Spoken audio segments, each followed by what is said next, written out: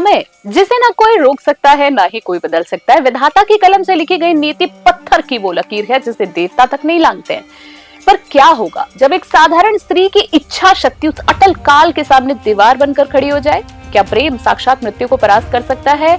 आज आपको जवाब मिलेगा। नमस्कार, मैं हूं आपके साथ रितिका पांडे और आप देख रहे हैं न्यूज़ 21। देखिए, अध्याय की शुरुआत होती है एक कठिन चुनाव से। कहानी तब शुरू होती है जब राजकुमारी सावित्री अपने विवाह के लिए योग्य वर की तलाश में निकलती है। वन में उनकी भेंट सत्यवान से होती है। सत्यवान राजपुत्र थे, लेकिन दरिद्रता में रहकर अपने अंधे माता पिता की सेवा कर रहे थे और सावित्री उनके गुणों पर मोहित हो गई और उन्हें ही अपने पति के रूप में चुन लिया। जब वे वापस लौटी तो नारद मुनि ने एक भयानक सच उनको बताया और उनके पिता से कहते हैं कि हे राजन, सावित्री ने बड़ी भूल कर दी है।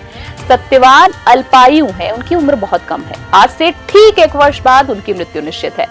सावित्री के पिता कांप उठे, लेकिन सावित्री तब भी अड़िग रही। उन्होंने कहा, जीवन साथी केवल एक बार ही चुना जाता है और मैंने उन्हें चुन लिया है। अब अध्याय 2 की शुरुआत होती है। जी हाँ, वनवास और अंतिम गिनती की। राजमहल के वैभव को त्याग कर सावित्री जंगल की एक साधारण कुटिया में आ गई।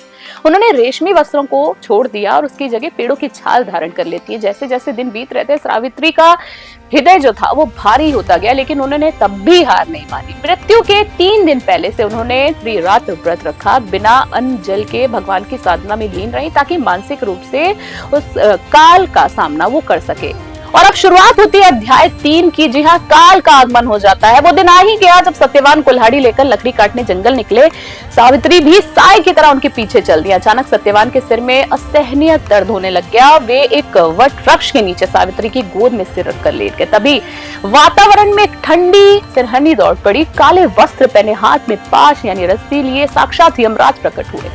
उन्होंने सत्यवान के सूक्ष्म शरीर यानी प्राण को निकाला और दक्षिण दिशा की ओर वो चल दिए। अब चौथे अध्याय की शुरुआत सुनिए। जहाँ यमराज के साथ माइंड गेम खेलती है सावित्री। सावित्री यमराज के पीछे पीछे चल पड़ी। यमराज ने मुड़कर देखा और कहा, पुत्री तुम अभी वापस जाओ, तुम्हारा समय जो है अभी तक नहीं आया, तुम्हारा साथ यहीं तक था। सावित्री ने हार नहीं मानी। उन्होंने यमराज को अपने तर्कों से उलझाना शुरू कर दिया। उन्होंने सनातन धर्म और सज्जनता पर ऐसे अद्भुत प्रवचन दिए कि यमराज जो थे वो मंत्र मुग्ध हो गए। वरदानों का खेल शुरू होता है। यमराज ने खुश होकर कहा, सत्यवान के प्राण छोड़कर कुछ भी तुम मुझसे मांग लो।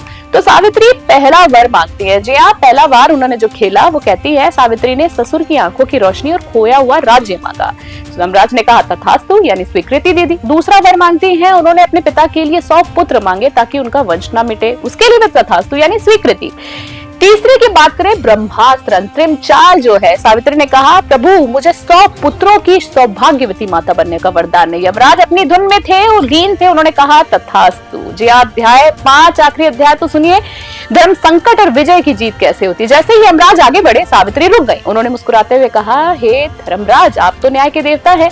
आपने मुझे 100 पुत्रों का वरदान तो दे दिया है, लेकिन एक पवित्र नारी के लिए अपने पति के बिना संतान होना असंभव है, अधर्म भी है। यदि आप सत्यवान को ले गए तो आपका वचन झूठा हो जाएगा। यमराज तंग रहेंगे। उनको एहसास हुआ कि प्रेम और बुद्धि के मेल ने मृत्यु के अटल विधान को भी मात दे दी। यमराज ने प्रसन्न होकर सत्यवान के प्राण मुक्त कर दिया और उन्हें दीर्घायु होने का वरदान दिया। एक नया सवेरा होता है। सावित्री वापस उसी पेड़ के नीचे पहुंची। सत्यवान ऐसे जागे जैसे गहरी नींद से उठे हों। उधर उनके ससुर की आंखों की रोशनी लौट आई थी और सैनिकों ने खबर दी कि उनका राज्य वापस मिल गया है। और अब इस कहानी से बात करें, हमें सीख क्या मिलती है। कहानी सिखाती है कि भाग्य पत्थर की लकीर में। अगर आपके पास सावित्री जैसा संकल्प है और तीक्ष्ण बुद्धि है तो आप स्वयं विधाता की कलम को भी बदल सकते हैं। इतिहास गवाह है, जीत हमेशा बल की नहीं होती है। कभी कभी बुद्धि और अड़िग विश्वास असंभव को भी संभव बना देता है। सावित्री ने केवल सत्यवान के प्राण नहीं बचाए, बल्कि आने वाली पीढ़ियों को ये पाठ पढ़ाया है कि भाग्य आपके हाथों की लकीरों में नहीं, आपके फैसलों और आपके संकल्प में बसता है। कैसी लगी आपको आज की जानकारी, आज की कहानी? हमारे कमेंट बॉक्स में जरूर बताएं।